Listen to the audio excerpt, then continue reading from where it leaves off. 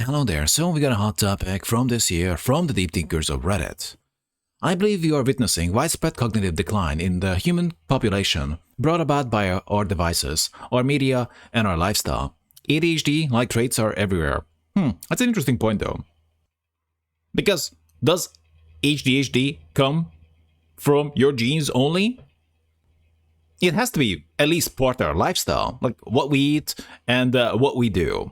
People can't focus. When I'm in stores, on the roadways, dealing with people in all sorts of situations day by day, they're completely out to lunch? What? You can watch their attention come and go in a matter of seconds. Really. Extreme irrationality, rage, and emotional distress are everywhere. Anxiety and stress are out of control.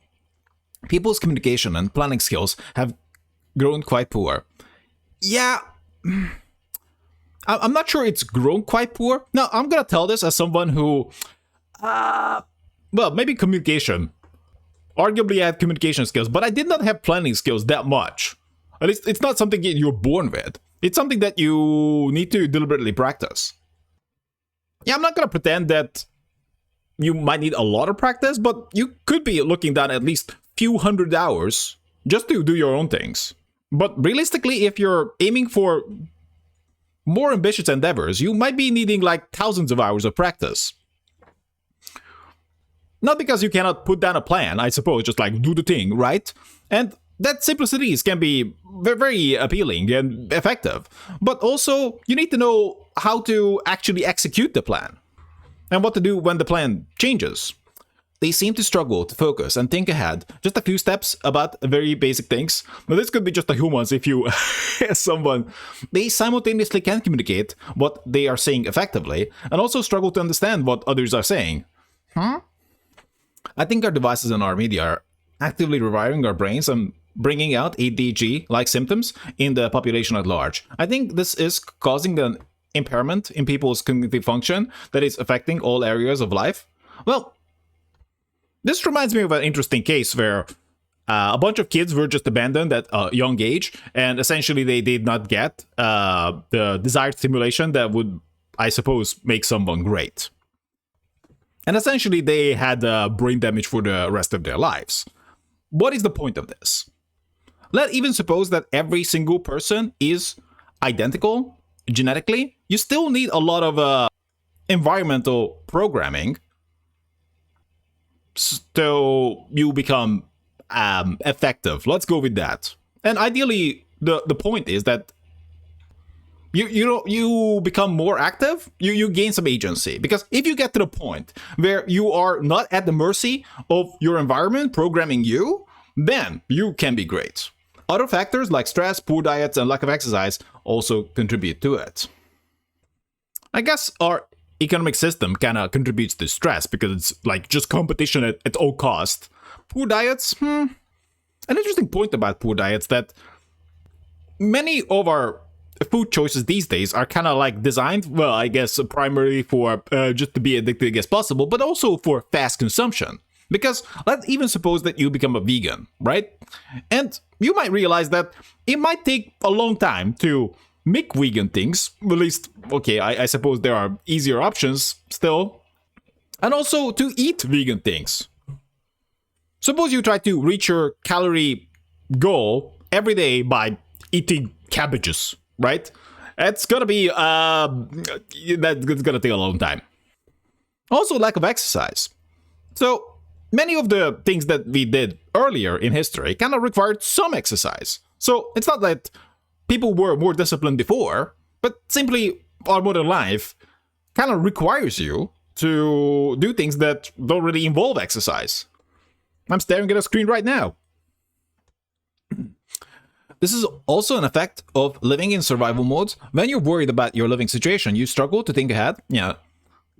There was a study about it, how living in poverty, which is in survival mode, yeah, you're just constantly in danger, makes you unable to see the larger picture long term because the immediate is a constant concern. Also, those who have the better options might not even understand why people would make bad choices that are just obviously bad. Well, they could be just stupid and getting preyed on, which really should not be excused, but let's suppose that they are making otherwise bad choices. Let's say that you were in the situation of like, so someone just living in Africa and has nothing. Like, why would they like collect the plastic bottles, man? Like, it makes no sense. Just start your own business, right? And make 7 figures. Like, they collect the plastic bottles because that is their best choice.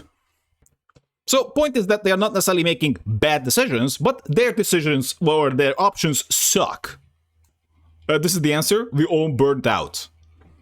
And the unflattering truth is that others kind of want your options to suck. They could be forcing you into unfavorable situations out of self-interest. It feels like everything is too fast. It takes a really long time to really learn and understand something. I think the way we are kind of like taught things is kind of bad. They should be really focused on doing things. I've spent so much of my time just trying to try to learn things, right? Just passively.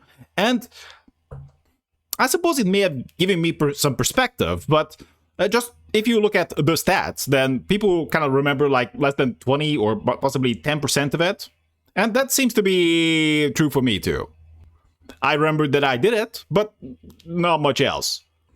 But things that I do remember. Also, people kind of prey on each other because they kind of like, oh yeah, listen to me, I'm gonna teach you how to do this thing, and they just want your money, right? It's just self-interest.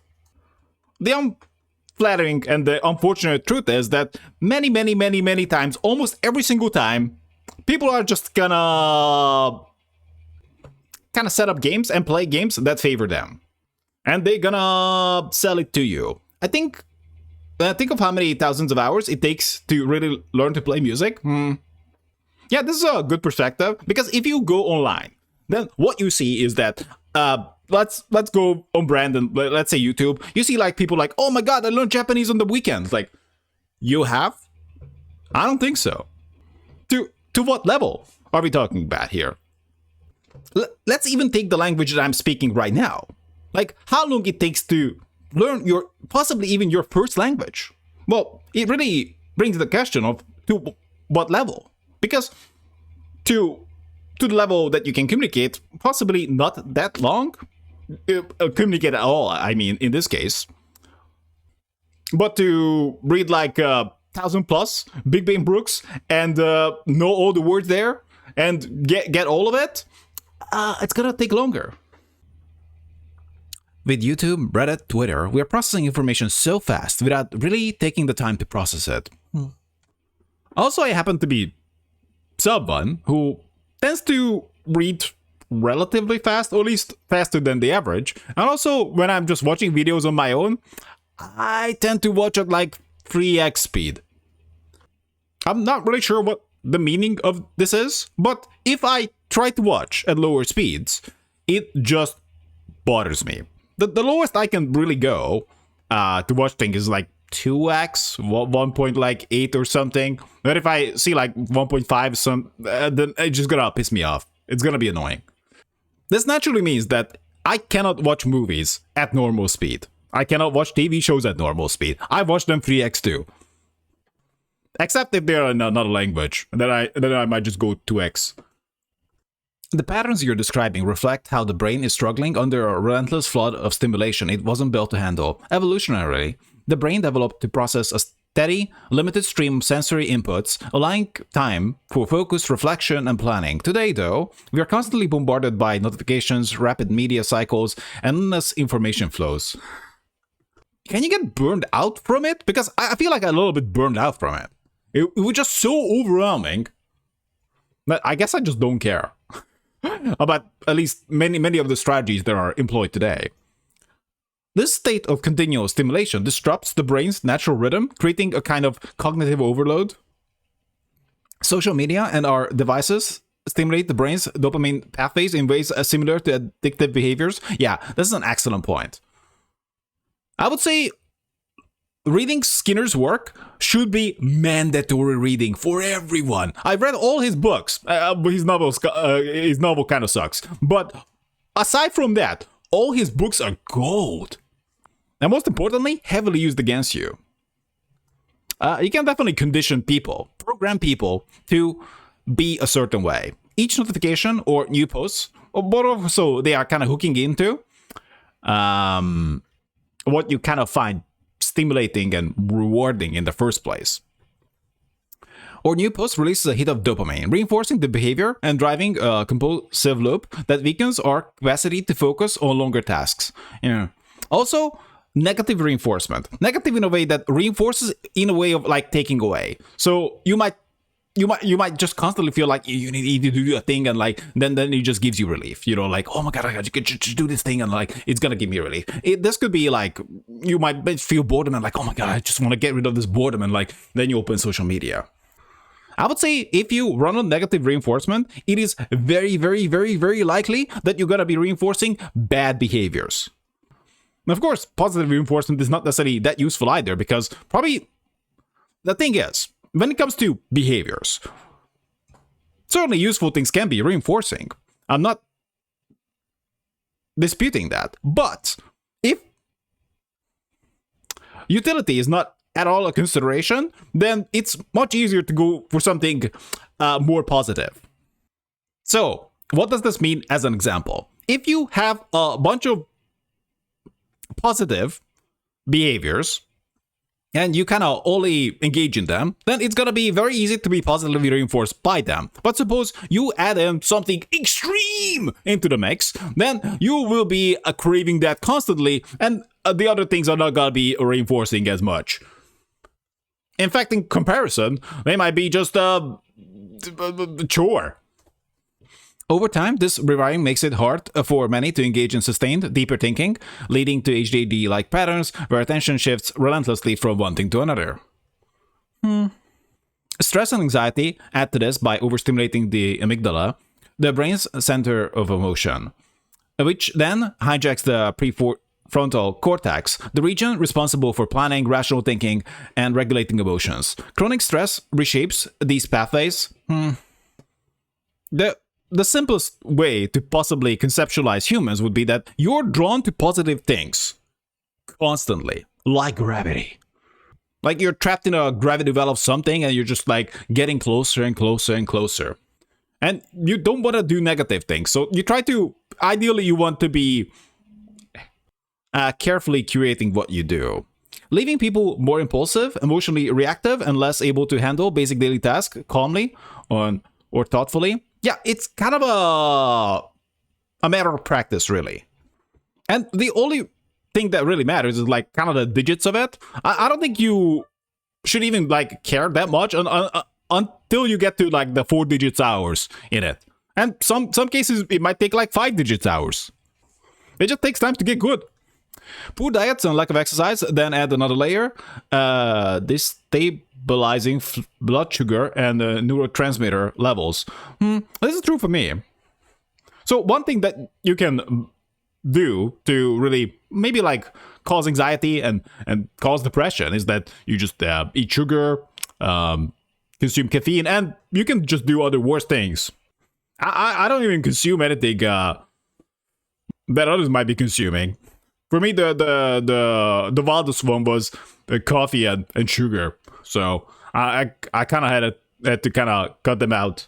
I still consume a little bit of sugar, like sometimes, but I mostly avoid that. Currently, the wildest thing that I consume is tea, I guess.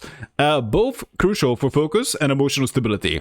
These physical deficits further compromise memory, concentration, and emotional regulation. Altogether, these factors contribute to the widespread challenges with attention, mood, and cognitive function we are seeing. The brain, adaptable as it is, wasn't designed for this level of nonstop stimulation, and it's creating patterns of poor focus, stress, and emotional imbalance that people are experiencing on a large scale.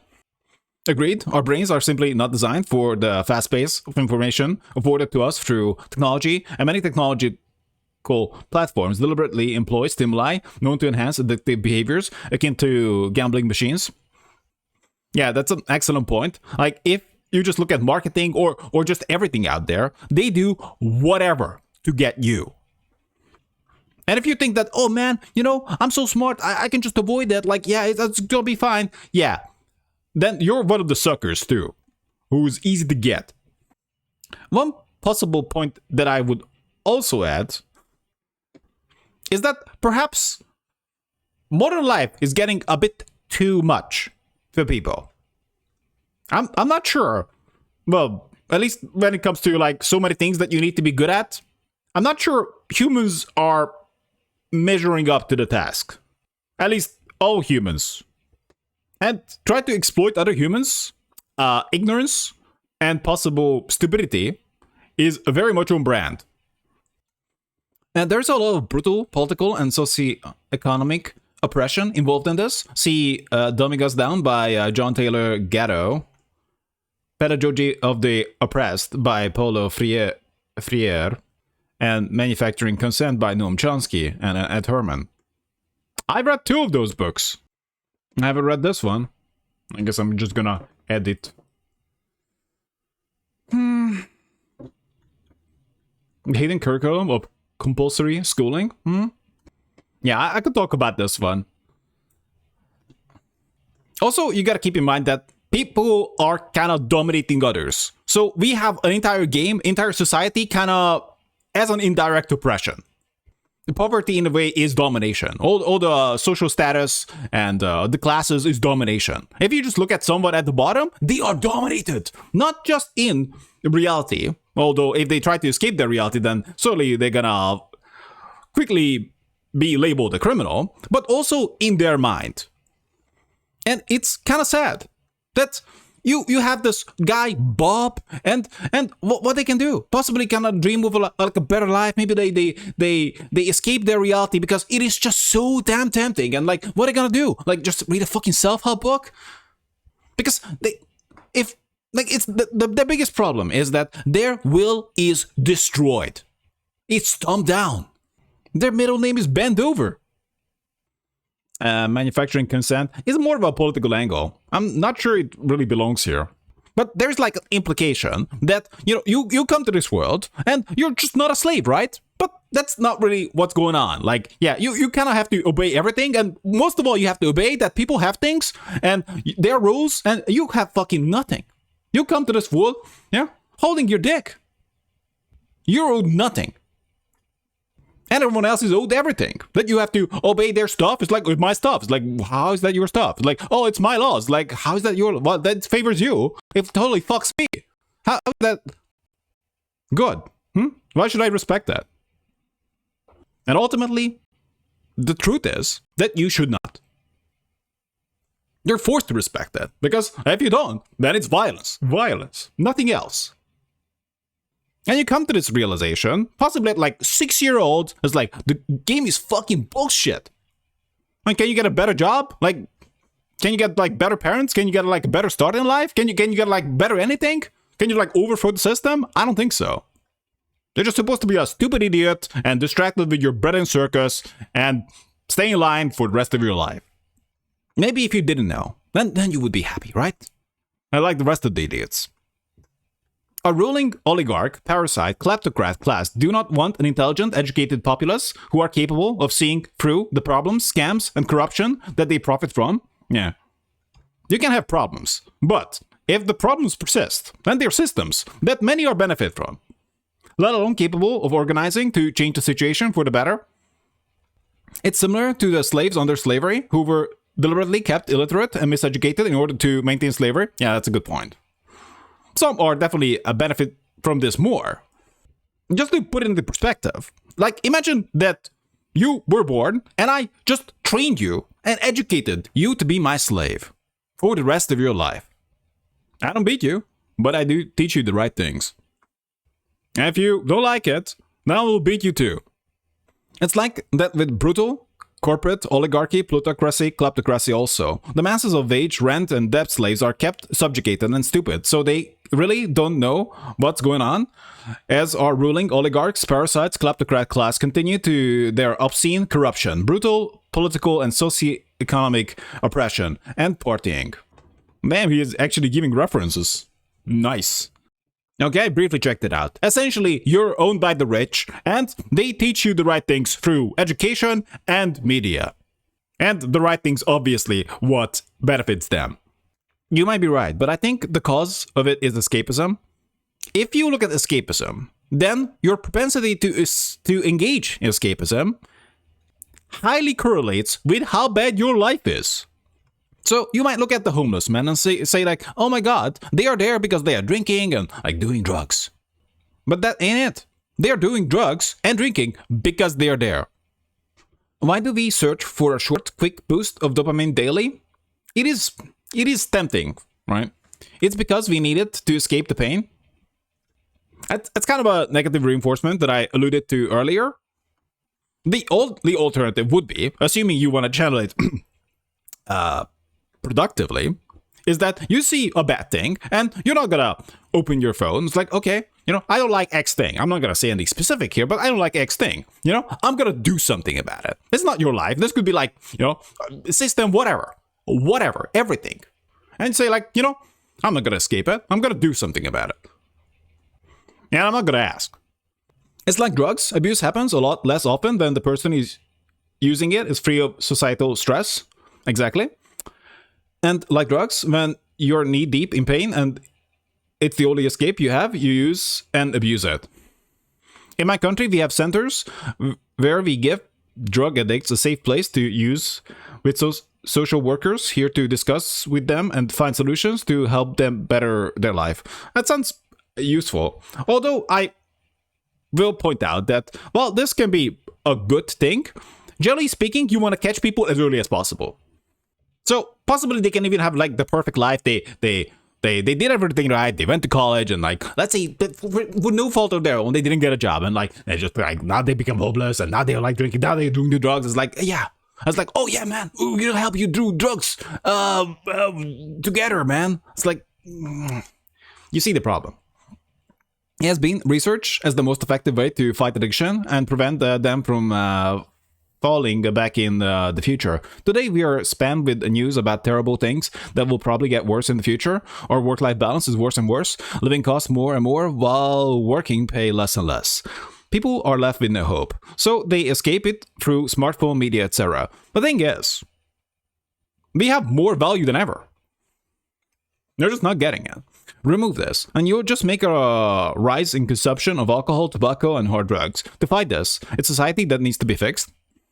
I totally agree, but I think it's a combination of many things, all synergistically compounding the issue. Social media, which gives complete strangers a means to influence our sense of value, tech advancements with AI algorithms and companies that use our attention and internet searches as a constant data mine and spend literally billions to study us and keep us consuming. Hey, could have structured this better. Yeah, but it's a good point. It's easier to target someone more than ever, but most importantly, you can just pinpoint target them. Because in the past, what could you do is like just try to broadcast your propaganda in the news, right? But we have different ways now. You can just target people. You can just get their ad profile, what they're interested in, and you just target them. And it's going to be effective. I've been targeted many times before. And the thing is, it's kind of important to see how it's happening, because it's not gonna be like you're gonna be on the deep end like day one. That's not how it works. They're just gonna be like, one step, just one step. It's like it's little bit closer. It's like, okay, you might check that out, and like you like, okay, day two, you're like maybe one more step. So or maybe like it's 1 week later, it's gonna be one more step. The thing is, they try to just get you down a funnel of where they want to take you, but it's gonna be gradual. Anyway, he's mostly repeating things. So things are bad. To use the analogy of a computer, our hardware is being outpaced by the software we are trying to run. Humans and our brains took millennia to evolve, but the demands of modern life have emerged over a few decades. Also, we are targeting people hardcore, right? If we wanted to use our technology to better people, we possibly could do that.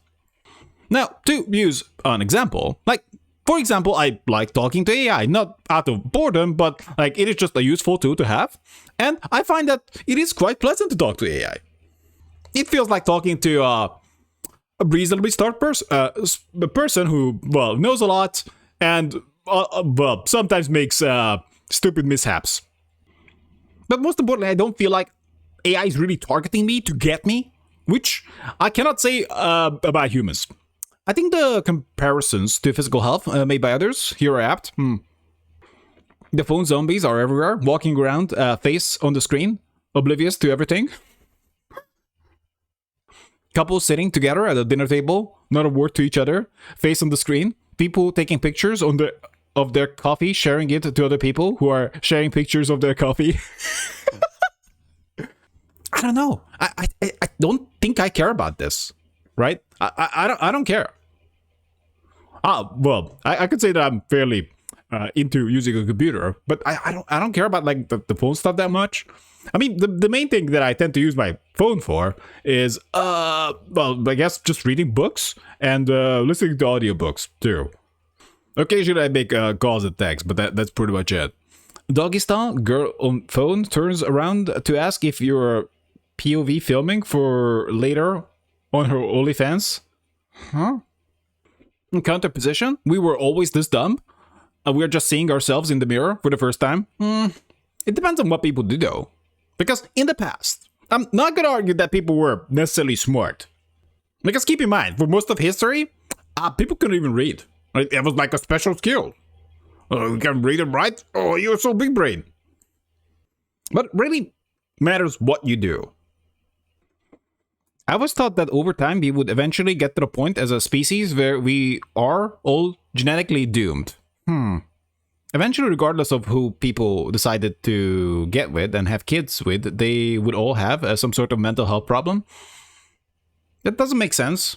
But I do like the genetic angle that there's gonna be, assuming we're gonna demand more and more of people, unless we start upgrading them somehow, our humanity is essentially gonna be a limitation, especially if we use our knowledge and our efforts to try to get others. It would eventually affect everyone. Apologies for my terrible way of phrasing the sentence. Not a great comment, but I do like the genetic angle here. So give it like 50 or like even 100 more years. Arguably, it's already like done now. Like, assuming that there's gonna be more and more expectations placed on humans. Would humans be up to the task? Because sure, we see that like social media and so many other things are not having the best effect. But even regardless of that, let's even assume that every single human tried their very best to be amazing. And currently that would mean that you might be able to become like above average in one area. Like sure, you can go for as many things as possible, but the point is, modern life is kind of demanding. The likely outcome is that you're gonna specialize in one thing and you are gonna be average at it. But this average could be just less than what robots could do, what AI could do. So most people are gonna be irrelevant. And of course, they are also preyed on. Like, have no doubt, they might be doing things for various reasons. Like, oh my god, I'm bored or something. But others have their own agendas. So I suppose the angle I'm taking here is that even beside the cognitive decline, possibly most people are gonna be cognitively irrelevant. And also physically irrelevant. And how long this will take? Well, I think the years are in single digits here.